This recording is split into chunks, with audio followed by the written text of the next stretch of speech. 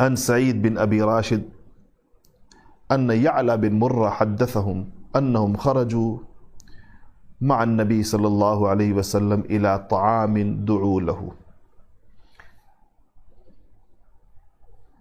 کہتے ہیں کہ نبی کریم صلی اللہ علیہ وسلم کے ساتھ ہم ایک کھانے کی دعوت کے لیے نکلے. کسی نے آپ کا کھانا کیا تھا، صحابہ کرام آپ کو بلاتے رہتے تھے.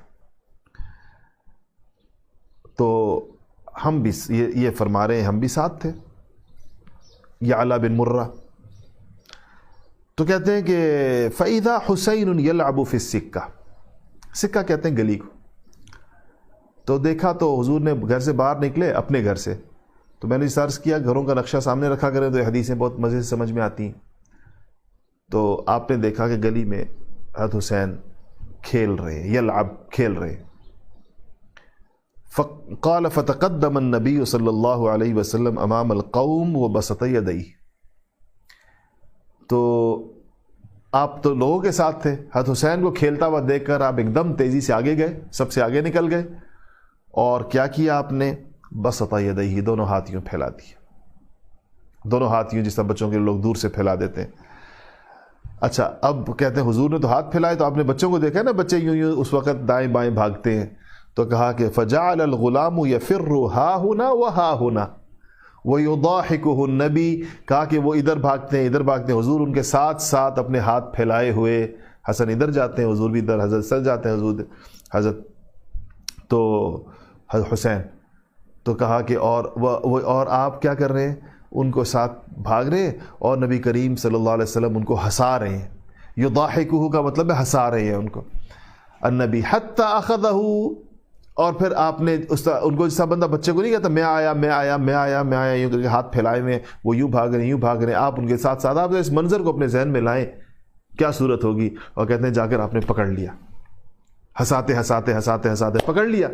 اور جب آپ نے ان کو پکڑ لیا حضرت حسین کو تو آپ نے کیا کیا؟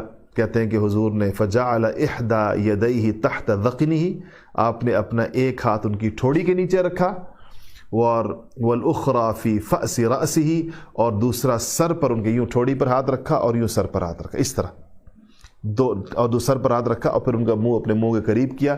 فقبلہ، آپ نے بوسہ دیا. اور پھر فرمایا الفاظ کیا فرمائے؟ وقال حسین منی وانا من حسین، حسین مجھ سے ہے میں حسین سے ہوں. حسین منی وانا من حسین، حسین مجھ سے ہے میں حسین سے ہوں.